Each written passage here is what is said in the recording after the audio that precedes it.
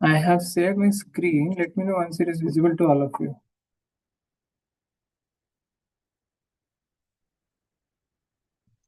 Yes, it's visible. It's visible, Krish. Okay, great. So welcome all. And today we are continuing this particular chapter, and it is about dropping the expectations and then go all in.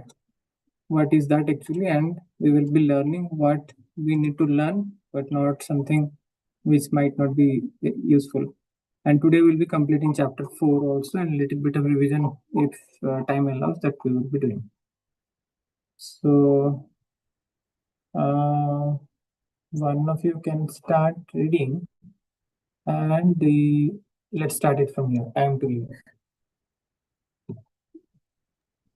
Yes, Vikashji, may I? Sure, Sumanji. From here, time to leave. Yes. Time to leave. I mentioned earlier that there might be times when you need to consider leaving a job because of an unhealthy relationship with your boss.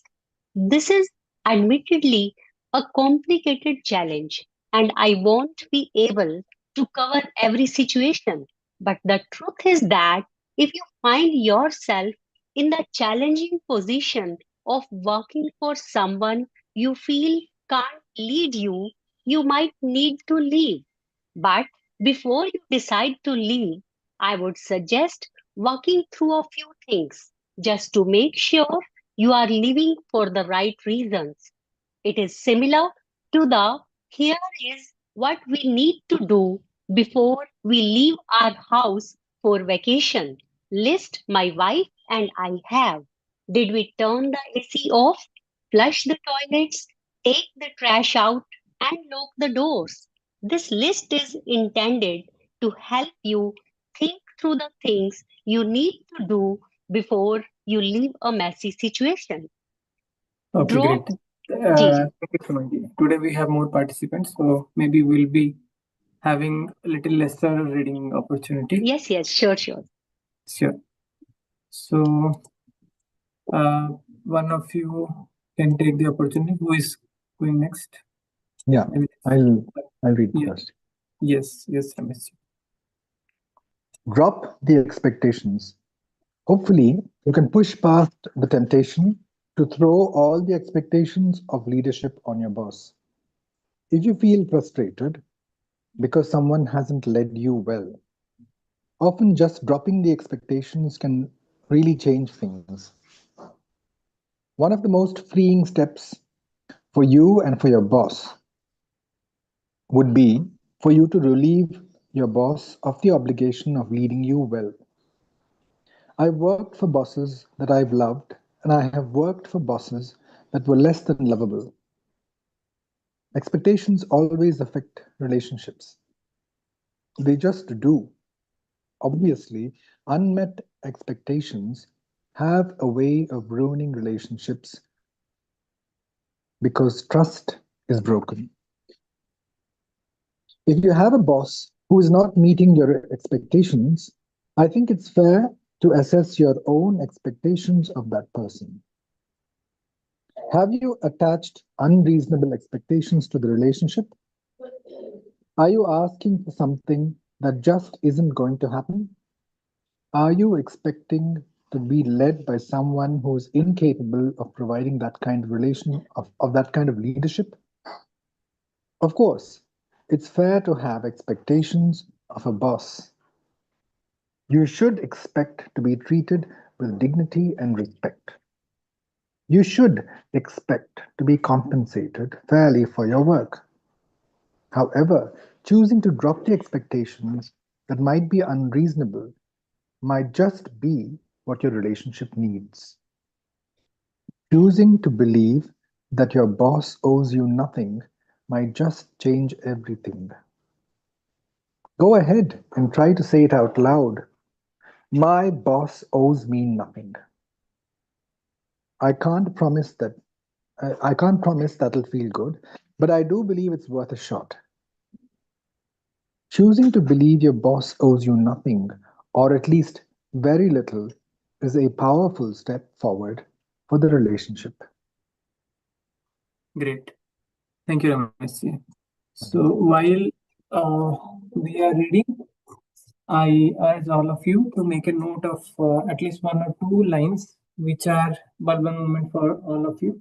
And towards the end, each one of us will get the opportunity to share that particular line, and around that, if you want to explain or share your experiences. Now, the next is this paragraph or the go all in. Who is going to take the next opportunity? Okay, let me take. To go all in. If you are not all in, go all in. Commit to the job for a significant season. Sometimes, when you feel you are not being led well, it might be because your boss does not feel that you are committed.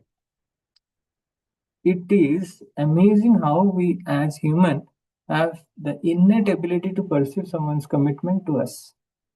To protect ourselves, we resist going all in with someone who is not all in with us. To protect us, we resist going all in with someone who is not all in with us. If you are not committed to your boss probably won't be committed to you. Very, very important, and it is true in every relationship. It is not only a boss or a team member's relationship. So, how do you know if you are all in? Let me ask you a tough question. If you were to leave, would anyone be surprised? If no one would be surprised you have not committed enough. If you do decide to leave, the people that work around you should be surprised that you are leaving because you are all in. It's 100% committed.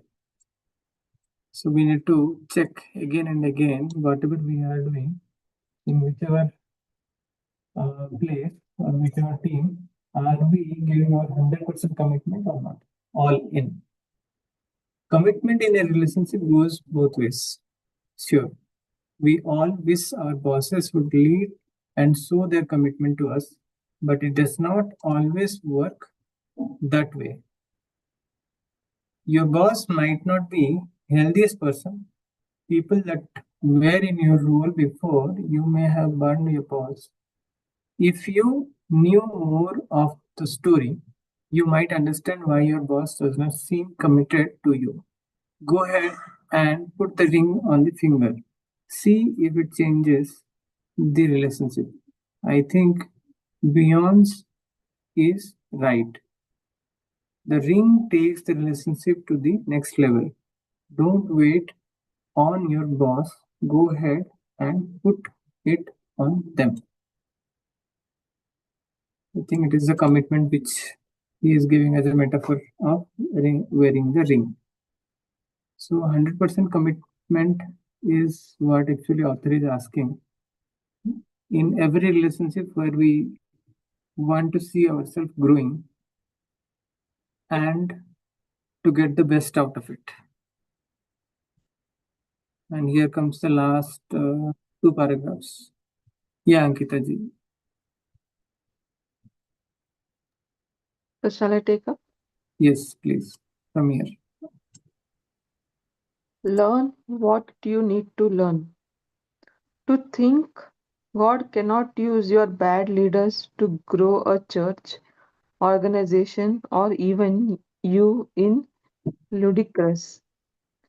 God has used bad leaders for generations.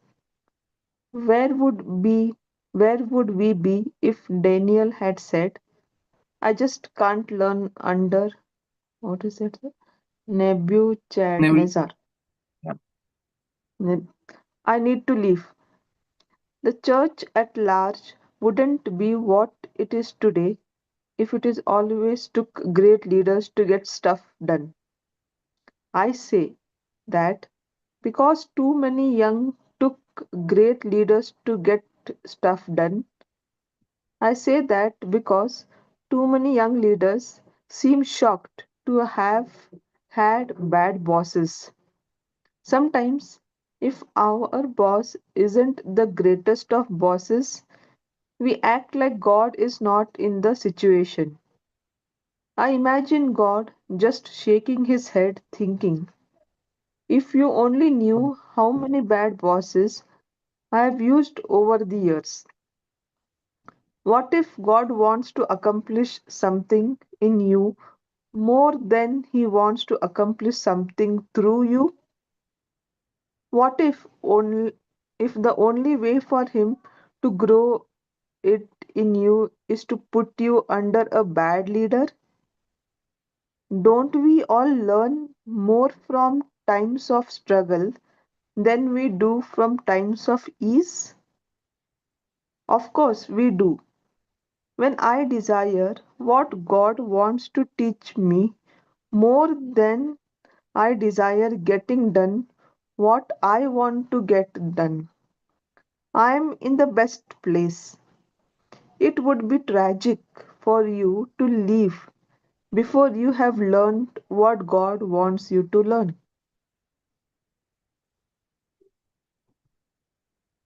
So, done. Done. Okay, someone else can take over from here, the last part of this full chapter.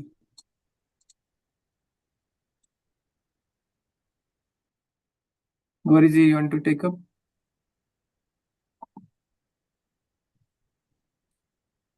Okay, let me take up, no problem. So, checking the boxes before you decide to leave is about living well. It is about learning what you need to learn before you leave. It is about learning what you need to learn before you leave. But of course, after all the boxes have been checked, it still might be time to leave.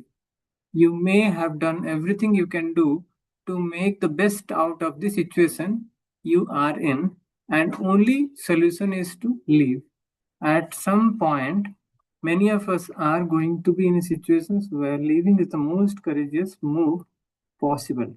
If that is the spot you are in, I am praying for you now. So there could be also situations like this, which is also okay. And working for a bad boss is tough enough, and leaving a job is not an easy thing to do. Knowing when and if to leave is sometimes tricky. This is also very true. Knowing when and if to leave is very, very tricky, not only tricky. So let's double underline this. It's really crystal clear, but if more than a few of these signs are present, it might be as clear as it will get. So if you dread going to work and are miserable every day, so put a very close attention on this. Author is saying that it is really crystal clear, but if more than a few of these signs are present, the signs that we are going to discuss, then it might be as clear as it will get. What are those signs? First sign is like if you are feeling miserable when you go to work.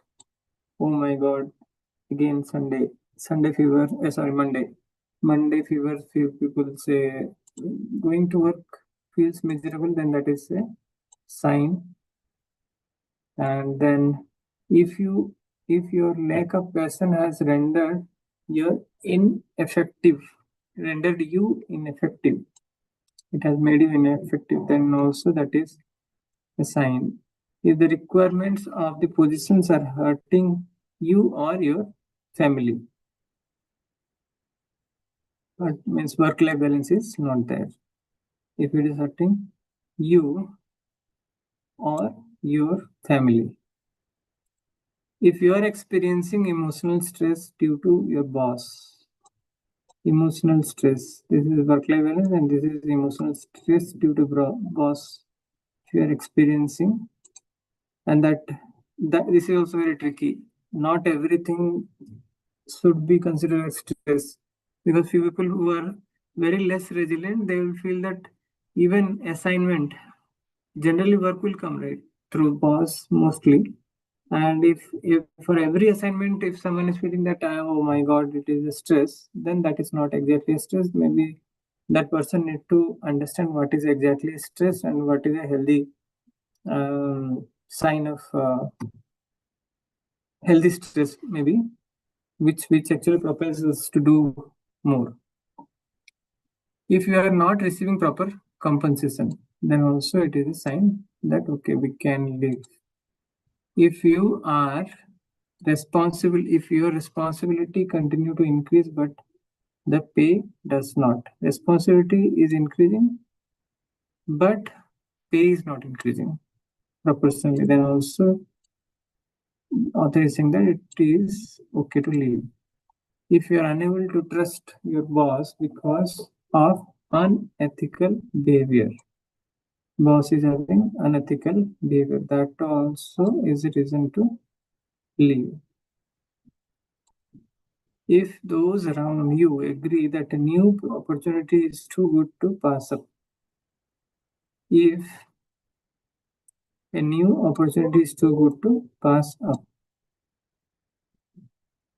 if God has clearly called you to leave, this one actually we have a very long discussion and length and breadth between me and Ramesh in one of the reading sessions, that how to understand that it is a call of God or it is our own mind which is actually giving this sign whether to leave or whichever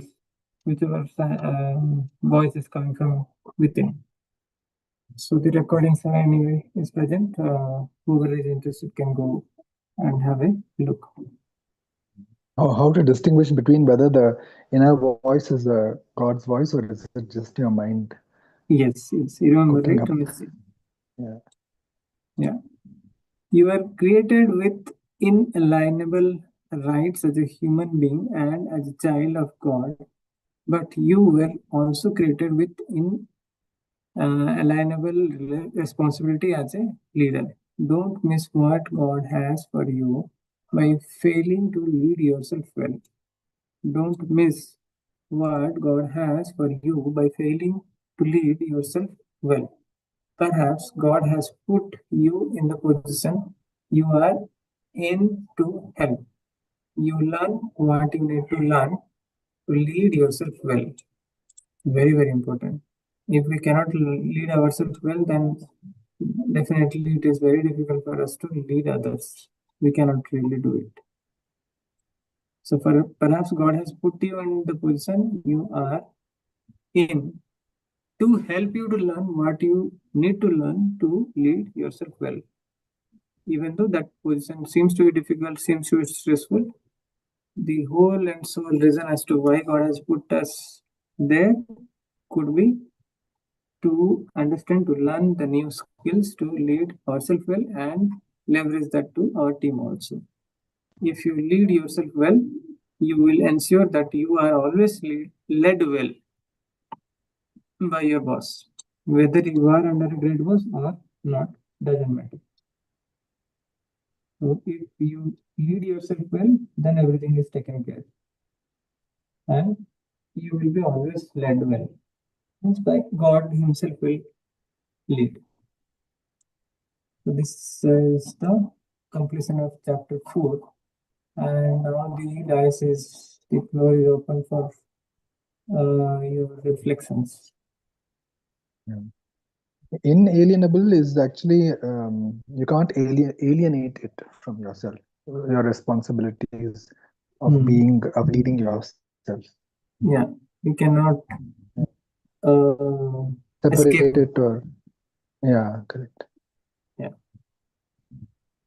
So I like this point wherein actually author is saying that before we decide to leave, we need to ensure every possibilities in any relationship. Actually, it is applicable. It is not easy to decide to leave, but it is also not easy to make sure that whether it is very right to leave, or am I having wrong expectations due to which actually the relationship is burning and I am planning to leave. So the more and more we ask the right questions, we will understand and be sure whether we are leaving for the right reasons, because it's very important. If we are not living for the right reason, the next relationship will again hurt, because maybe we are not very pro in leading a relationship with our boss, or be it in any of the other relationship. It is true. And again, author is saying that there are also few cases where actually it is right, and it is very if you find that if all the reasons you have unbiasedly you have evaluated and found that it is the right time to leave, then leave. It is also okay. This is one good point I have explained. Now I can explain few more also, but I would love to hear from all of you, at least one point from each of you. Yes, Vikashi, it is next. What I have felt is expectations, that we should not have more expectations, because they hurt us once the trust is broken. Yeah. So follow-up question may come: is it possible to have zero expectations from your boss or from anyone in the relationship? Though it's not possible, but at least we need to think in such a way that my boss owes me nothing. This way we can think that I have to give my 100%, or I have to give my best, and without expectations. And some points are also given. If these points are there, then we need to leave. Okay. So it is. So you said that it's not possible, but Yes. author is saying that often just dropping the expectation can really change things. So little contradictory, but how I see we need to understand in its totality. Author, or even the same thing is there in Bhagavad Gita. It is not right to say that not to have expectation. If we do not have the expectation, then law of attraction doesn't work again. Because if you see carefully, the law of attraction says that what you really want, you need to focus on that particular thing more. Means you need to bring your attention to that particular thing which you really want and which is not yet manifested. So having expectation is all good. It is okay. And this is also true for any other relationship, because you cannot say that, okay, I don't have any expectation from my son or daughter to be good in studies, or from my husband to be loyal or to be respectful. All these things are all okay. What is the inner meaning here is having the expectation, logical expectation, but when the expectations are not being met, because we all are human and there would be possibilities when they won't be met. At that point of time, what would be our state of mind? That is very important, and that is what author is saying here, to focus. If our expectations are not met, but I am able to keep my calm and staying in charge, then that is what actually is the call of the time. That is what actually is the art of expectation, or art of having a good relationship. Anyone can relate, or any other views, please share. Yeah, I think expectations also come with, it's like a condition, no? They say human relationships generally have conditional love. Even a parent-child relationship, they say, of course, a mother-child relationship is the closest human relationship on average to God's love, because it is the least conditional. But the conditions generally are, at least you listen to me, you behave well, those kind of things. So I think zero expectation is like you become like a yogi where you're completely detached. Because there is some attachment, there will be some expectation that at least the other person will be loyal to you, or Even at though, least even if it is a yogi, still he will be having some expectations in terms of his from his spiritual practices. yeah, So yeah, human being have innate nature as having some expectations, and that I feel that is okay in spirituality, in deeper spirituality. When we go like attachment, attachment is bad, but having but not using any conveniences or material things, thinking that I'll be attached is insane. yeah, It is like we need to use them, but without feeling any attachment to the thing. If they are getting broken or they are taken away, still we missing, yeah, will be in equanimity. yeah, Similarly, the same thing applies here. We will be having expectation at logical level. If boss will say that okay, I don't have any expectation, do whatever you want to do, then it is a company also is expected to expect the best of the work from its employees. So that is yeah, also healthy expectation. Healthy expectation has to be there. Now, the thing is yes, like we need to understand which is not healthy, unhealthy expectation, and those things actually like too much of attachment. If one mm, is having too much of attachment, suppose a couple newly married or newly in love, many a times they have high degree of attachment that only I have completely having what do you say like I'm owning surrender the to other my person. partner. Yeah, So that kind of expectations will definitely lead to like unhealthy outcome. I I think think if people practice. yes, please go ahead. No, I was just saying, I think if people, right from when we are children, if we are taught to practice being kind and, to choose that side of the emotional spectrum, how Mm. to treat others kindly and love, then the interpretation we make as we grow up will be less needy of others. We can be self-contained, and like we'll have the key to our own happiness. We won't give away the key to happiness to anybody else, not even our spouse or our children or parents.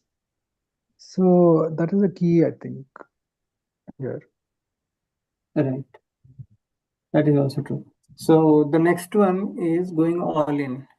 Anyone wants to explain this? Any one line from which is our main takeaway from this section? I think the same message is given in Gita that we have to, as we have to do our karma, we have Yeah. to be perfect in karma without getting attached with the results. Yes, Yes, that's exactly, true. exactly. And here, author is saying that we need to check our commitment level in any relationship. If we are not 100% committed, but we are only expecting the other person to be committed, then that is insane. And that will not work. If you are not committed to your boss probably won't be committed to you. As simple as that.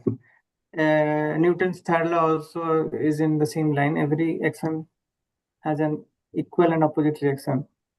So if we want something good from our boss, then we have to be good with in all possible manner with our boss and with his instruction, his or her instruction. If we are doing that way, then obviously we are in the right uh, path. Yeah.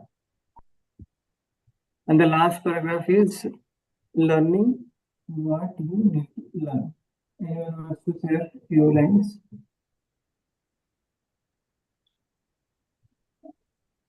It is that we learn in the struggles only. Yes, We learn better in the struggles. yes. And whenever there is a struggle or stressful situation, we need to remember what God wants us to learn from that situation Mm. instead of cribbing, instead of complaining. Because if it is a ease, time of ease versus a time of difficulty, if we introspect or retrospect, definitely every time we will find that in the time of unease or time of little bit of stress or more stress, we have surpassed the usual performance and we have done better. So learning quotient will be good. But however, still, even though we know it and even though we have reflected it and even though we understand, general tendency of human being is like they will think that okay, those kind of situations should not come. So at least let's make a good decision today that can I behold this learning that any kind of distressful situation comes, my attitude towards that situation or towards that problem won't be the same as it was earlier. My attitude will be like, what is it that God wants me to learn from this situation? If we can think and remember this particular line all the while and ask this question again and again, then very likely and very easily we will be coming to a situation wherein we won't complain at all. There will be zero complaint. Yeah, I think with complaints, if people, I've observed those who are generally have major relationship issues or something, they'll have a reasonable of their of people of situation. The less, the more reasonable or the easier acceptance we have of those around us, the generally the most happier the outcome. Yeah. And this is a set of questions that author has given us as a checklist to find some symptoms or signs.